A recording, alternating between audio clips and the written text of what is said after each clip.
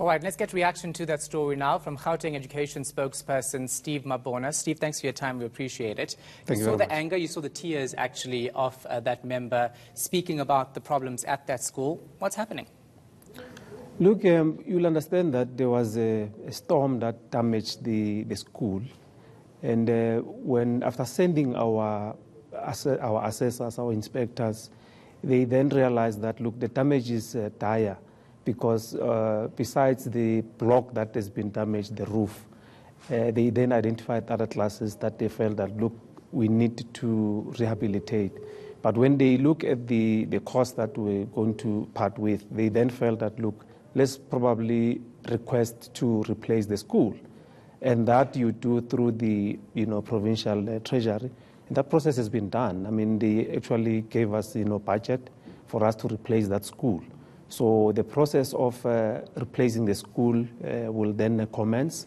But we felt that there are other areas that you can probably, not refurbishment, but you do some little work that will make it work for us to can continue with the schooling there. Because what we need to do, we need to also remove the mobile classrooms that are not being utilized, those that they are saying probably the snakes and they are harboring criminals. The process to remove that will commence probably in the next week, because the process of appointing the service provider, it's at the tail end to just make sure that we remove those. So what happens to classes now? Where do those pupils go to study? Look, there are some structures that you can still utilize, but we felt that probably let's add maybe mobile classes that they can use while we are planning to start with the process of replacing the school. Because the school replacement, as you will know, there's a lot of processes that must unfold. It's not something that can happen in the next 2 weeks or 3 weeks or even, or even 2 months. It's a process that must unfold. But in the meantime, we will then have a mechanism to proceed with the process of teaching with the mobile units that we're going to bring and remove those that you cannot utilize in the school. The department is being accused of failing pupils and teachers. Would you agree with that? Look, it's quite unreasonable, for parents to say that, because it's not that they are not aware of what we've been doing as the department. I mean, 2 weeks ago, they marched to head office, and we gave them assurance to say we are aware about the school, and we've been working hard to make sure that we bring back the school to where it's supposed to be. Hence, we're also following up the process of the budget, whether we granted that budget to replace the school.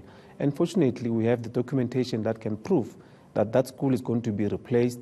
And if they want to see that, we can show them. How long have you been working on it, though? No, look, you remember the school was damaged last year, late last year, around October, November. But you will understand that during that period, your year, it's almost at the tail end. Once it's December, in the construction world, you can't do anything. Even if you want to refurbish and do anything, you can't. Then it was January, February, and then the year began. And we are now seeing, fruit of what we've been saying. I mean, we've been saying we need a budget, and we've been granted with that budget. We'll replace the school. You understand the frustration, though, because if it happened in October, November, it's been 6 months. And in the pupils' eyes, in the parents' eyes, the department's been taking too long. Their children are left to study in what some would argue are appalling conditions, because our team went there today and it is shocking. I would not want to learn in that classroom.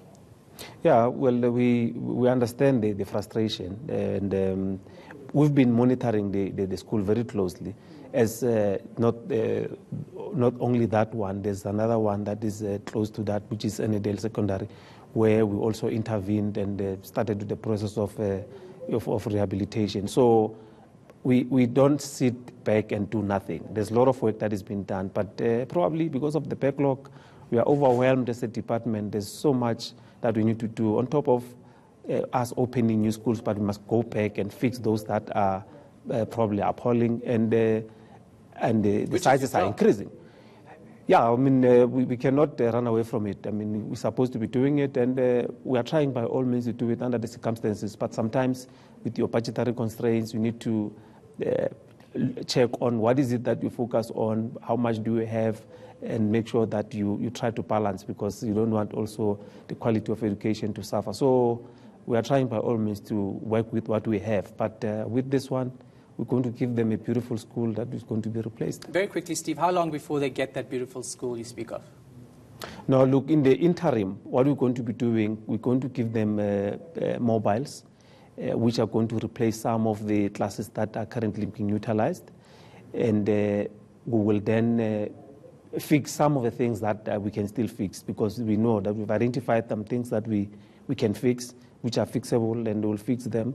And they will then continue the process. You know that it might take, for you to build a school, you need to, probably might take another 6-8 months or even a year.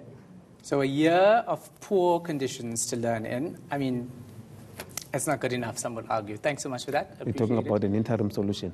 Yeah, Steve Mabona from the Education Department in Gauteng.